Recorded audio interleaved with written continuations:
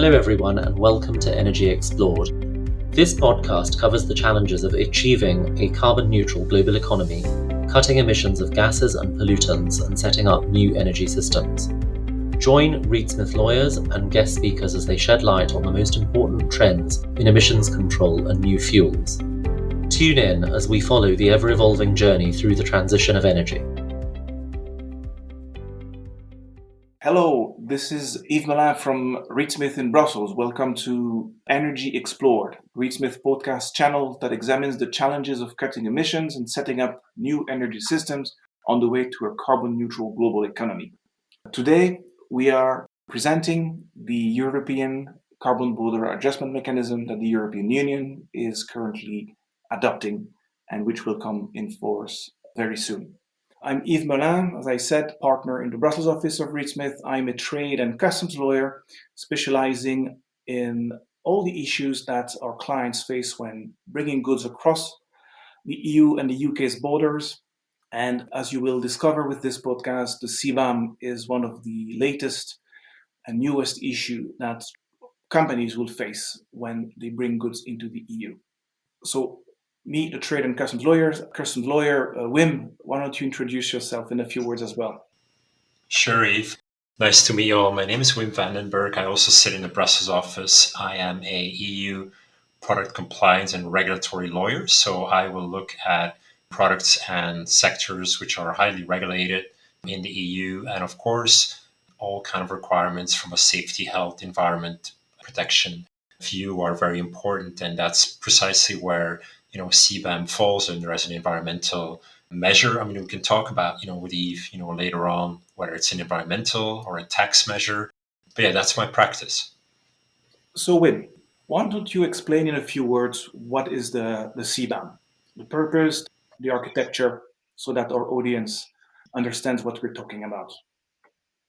Sure, Yves. I mean, CBAM as such is not an entirely new concept. It was already floated some years ago by some national jurisdictions, France in particular. It does exist, but in a very limited way in California, actually. But it has a super narrow scope. It only covers import of electricity. But in the EU, it's a relatively kind of new idea that when the Commission last year proposed the CBAM regulation, but again, because it's new as a legislative proposal, but it's not new as a concept. The countries have been talking about it really from the perspective of trying to price carbon. That's always been a long time goal of the EU, certainly under its emission trading scheme, the ETS.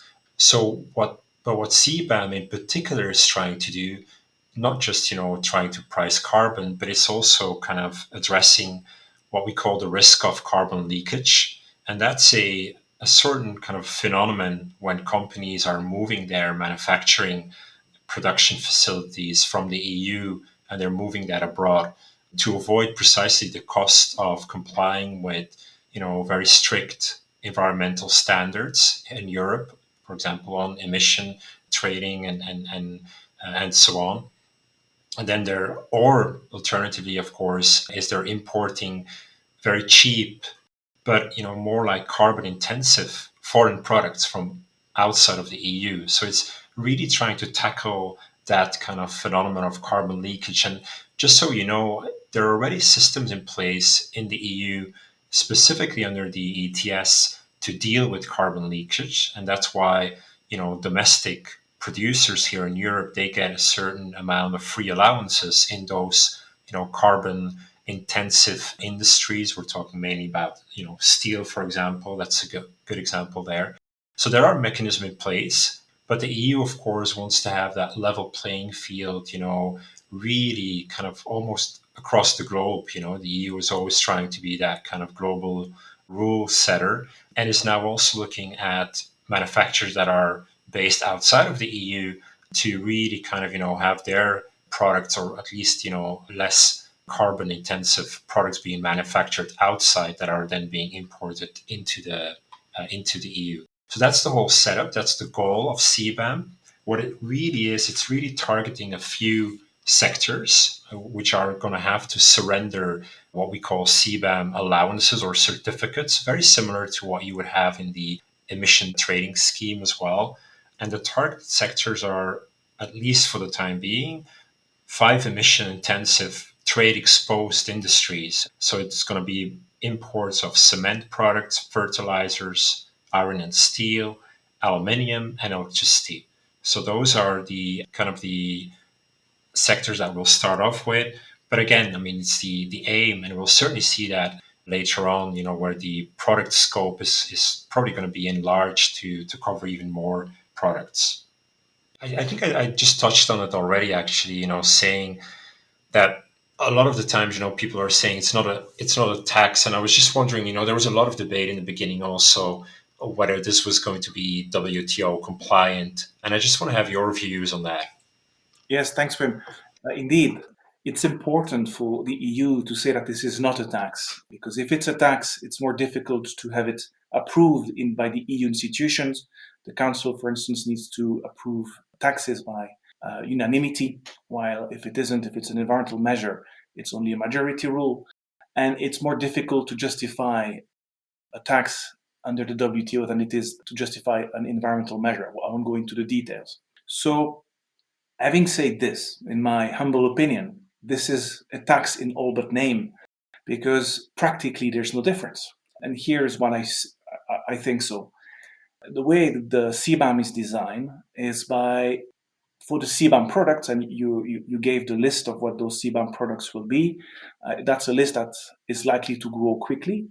First, because when the text is final, the other institutions of the commissions are probably going to add a few more product lines. But further down the road, it's likely that downstream products are going to be included as well. Otherwise, there will be carbon leakage in those sectors, and that makes no sense. So when you have a CBAM product and you wish to import it into the EU, as for all imports, you make a customs declaration. And if you are covered by the codes, then in addition to custom duties and VAT, sometimes excise duties, there will be the obligation to have and relinquish CBAM certificates.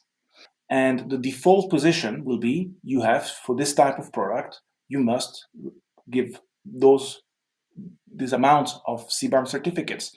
There will be a number of mechanisms in the way the CBAM is designed now in its draft form.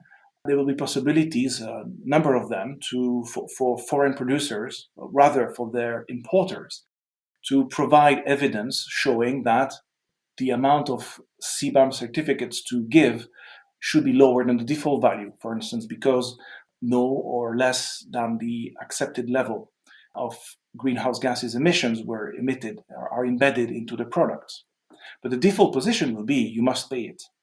So, in effect, it will be a tax. Also, and interestingly, since it started as a tax in the mind of the EU, and let me say a word or two about this. When the CBAM was first proposed around 2 years ago, it was at the time when the EU borrowed close to 750,000 billion euro as part of its post-COVID stimulus package. And there was a clear link there in the discussions between the need to generate new resources for the EU in order for the EU to be able to repay this massive sum of money that it borrowed for the first time jointly for the EU. And there was even the figure of around 30 billion euro a year to be made from the CBAM. So it started as a tax. The first blip that we saw on the institutional radar was a document coming from TaxSud, if you remember, Wim. And so TaxSud is the department in the Commission, which is in charge of customs matters generally and generating resources for the EU. So this is something that we always remembered. And when the first proposal, the text that is now being discussed by the EU's legislators, when the text came in July of last year from the Commission, it was obvious that this was drafted by the people who are actually the customs and duty people in the Commission. It's full of references to customs concepts. And so in practice, long story short, while it isn't a tax from a legal point of view, arguably, in effect, for traders and operators, it will be a tax in all but name. I've mentioned, Wim, the proposal of July and the fact that the co-legislators are working on it. Why don't you say a few words about the timeline and when should we expect to have a CBAM regulation finalized and CBAM certificates to be payable at the border? What are the current expectations? Yeah, Sharif. Well, I mean, this is going, the CBAM regulation proposal is really going kind of through the legislative procedure at high speed. Certainly for kind of Brussels standards. The proposal was published last year, July 2021, and already now, so just 1 year later, we got both the co-legislators, so that's the European Parliament on the one hand and the Council on the other hand. The Council is kind of the assembly of all the EU member states. So both co-legislators already adopted their respective position. And what is going to happen now, that's part of the kind of ordinary legislative procedure, is that they're going to enter into what is called, and apologies, there's a lot of jargon here, trilogue negotiations. So it's essentially negotiations between the European Commission, the European Parliament, and then the Council of the EU. That's going to happen in September, when all of them are coming back from their summer holidays. And then the expectation is that the text is probably going to be adopted sometime in the fourth quarter of this year, October, November. That's the timeline we're looking at. There's still a couple of kind of contentious issues to be ironed out between the Parliament and the Council, because they do differ on a couple of points, notably the product scope. For example, the Parliament, which, by the way, is always trying to be kind of quite ambitious in a way and not always industry friendly, but the Parliament is proposing to broaden the scope right away. So to also include, for example, chemicals, polymers, plastic. The Council doesn't agree with that broadening of the scope. Likewise, for example, the Parliament also would like to have not just direct emissions of the manufacturing, but also indirect emissions included. Again, the Council there, which tends to take a more industry favorable approach, disagrees with also including indirect emissions. So there are a couple of those, contentious issues that they'll need to find agreement on. But it's really, just those points, on the idea, on the concept of CBAM. Both the Council and the Parliament are backing that. So it's certainly going to be adopted, and most likely it will be adopted in October, November. So assuming that happens, then the CBAM regulation would enter into force beginning of next year, 2023. There is going to be a transitional period. So the transition period essentially is where, for a couple of years, the EU importers of the kind of CBAM concerned products will have to comply with CBAM reporting requirements. So really kind of reporting, what is the carbon content of the goods that you're bringing into the EU. But they will not yet have to purchase CBAM certificates in that transitional period. Again, I mean, there's, the proposal, I believe, of the Commission was to have a transitional phase between 2023 and 25. But again, the Council and the Parliament, who ultimately, of course, have the final saying on this, they do disagree on that. So that's something that we'll have to wait and see. So kind of a very short timeline, if you look at it like that, proposed last year, going to be adopted this year, and then enter into force next year. That's a bit the timeline, Yves. And I was just wondering if, going back to the point on, because we see the EU now being very active with CBAM. I think I already mentioned earlier that some other, countries around the world are looking at it. You got California, but you got also the US itself that is looking at possibly adopting at the federal level, like an equivalent regulation. I believe Canada has an interest, the UK as well, some other countries. And I'm just more wondering overall what do you expect in terms of the reaction of some of the EU's trade partners? We know that it has provoked already a lot of reactions, mainly negative ones, because it's always seen a bit as a kind of a protectionistic measure. But I'm just wondering, your view on that. Yeah, thanks, Wim. So the reaction of the EU's trade partners has been overall quite negative. They see the CBAM as a tool, or at least as having the effect of making their products more expensive on the EU market. And as such, the EU's international trade partners are watching this file very closely. Let me give you some context on how the CBAM came to play in the EU and in its broader international context. So in 2015, the members of the United Nations reached an agreement on reducing emissions in the Paris Climate Accords. And there, even though the accords are not binding, and there's a commitment by the members of the United Nations, the UN, to reduce significantly their emissions. And the EU has decided to treat this as binding for itself. And as far as its domestic market, the EU market is concerned, binding for others as well. And I don't remember, for those following the climate files, the UN has yearly COP conferences. I think it's Conference of Parties. That's what COP stands for. The one in 2019, I believe, was in Madrid. And at the time, the EU said, okay, we are willing to engage with our partners here and finding a multilateral negotiated solution to reduce emissions in a binding way. And it was very clear then that no one was interested in agreeing on binding targets. So the EU immediately after that decided to go ahead on its own with its own measures. That's the CBAM. The EU is very keen not to be breaching the WTO discipline. And so there's been a lot of back and forth in the EU, European Parliament. None of it was public, but lots of thinking in the Commission about how to justify a CBAM under WTO. There's a strong view in the Commission that this is legal, supported by the Council and the Parliament. Legal, I mean, compatible with the WTO.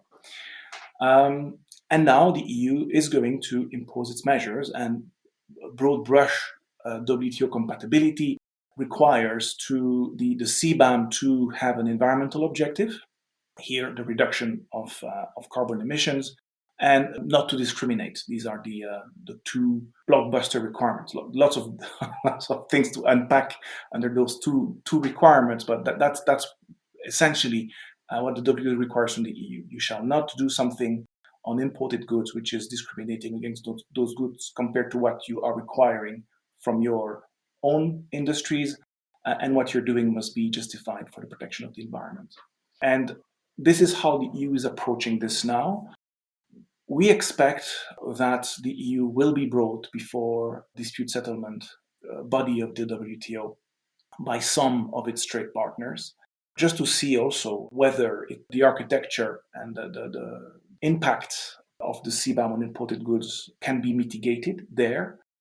I don't think these disputes take a while. The dispute settlement body doesn't have an appellate body anymore. So for most countries of the world, it's not possible to have a final decision by the dispute settlement mechanism of the WTO confirming that the EU is breaching its obligations. It's different from a small growing list of countries that have agreed with the EU to have a specific dispute settlement mechanism. Maybe too detailed there, but it will take a while before we have the EU losing in the WTO. And all the while, the CBAM will be adopted and will be enforced. So to summarize there, what third countries think and do, what we've seen is lots of engagement. So we see delegations from foreign capitals come to Brussels now, many of them, to explain the type of emission mitigation measures they have, and to try to have those measures understood by the European Commission, so that when the CBAM is in force, those measures of third countries are recognized and can be taken into account, so that exports from those countries are not hit by the CBAM. Other countries are having a more pragmatic approach. I mean, pragmatic is maybe not be the right word, but recently I was in the Middle East, and one of the officials there told me, and it's quite interesting and impactful, I think, as well, to hear it said like that. We have three objectives when it comes to carbon emissions. First, we want to decarbonate. Second, we want to protect the welfare of our citizen. And third, we want to be energy independent. And these three objectives we are going to push together at the same time. And when you think about it, the EU probably is going to do exactly the same thing. It's not going to impose a CBAM if it means hurting the welfare of EU citizens, that is, killing jobs or making products too expensive, or if it's going to mean that the EU is hurting its energy independence. So I would expect the EU to continue with the CBAM, to listen to the objections and concerns of third countries, and adopt a CBAM which is likewise not hurting the welfare or energy independence of the EU. Wim, what do you think is the concern of EU industries today about the CBAM? And more broadly, what do you think should companies and industries do in Europe and abroad to prepare for the CBAM? Well, I'll try to give kind of like some short term and long term actions for companies to take. The first point is that CBAM regulation is going to kind of lay down the overall design of the CBAM framework and the concepts and the high level principles. But as always, certainly in EU legislation, kind of the devil is in the details. And if you look at the CBAM regulation, there's going to be a lot of what is called delegated and implementing acts that will be adopted after you have the CBAM regulation in place. So those regulations are essentially of a more technical nature. They are sometimes decided a bit like in a back room, not always very transparent as well, but they're critical. There'll be, one of the kind of most important delegated implementing acts that will be adopted is going to be about the methodology on how you're going to calculate the carbon content in your product. And that is key, right? Because that's going to be deciding the kind of the overall amount of CBAM certificates that you will need to acquire and pay for in order to have your goods, products being sold in the EU. So that's important. So one kind of short-term action I would say there is that companies are really, even if CBAM regulation is adopted in October, November, it's almost like the real work is only starting then, so as to give input to the EU institution, in particular the European Commission, on how those technical regulations, implementing regulations, will look like. I think, Yves, you mentioned already, that DG Taxud is in the driving seat. Of course, you got DG Environment working closely with them because, it is, of course, about regulating emissions and climate change. So it's going to be very important to have a dialogue with those departments within the European Commission. And actually, some weeks ago, the European Commission published a call for participation in what is called an expert group. So very often to start, drafting those implementing regulations, the Commission is putting together an expert group.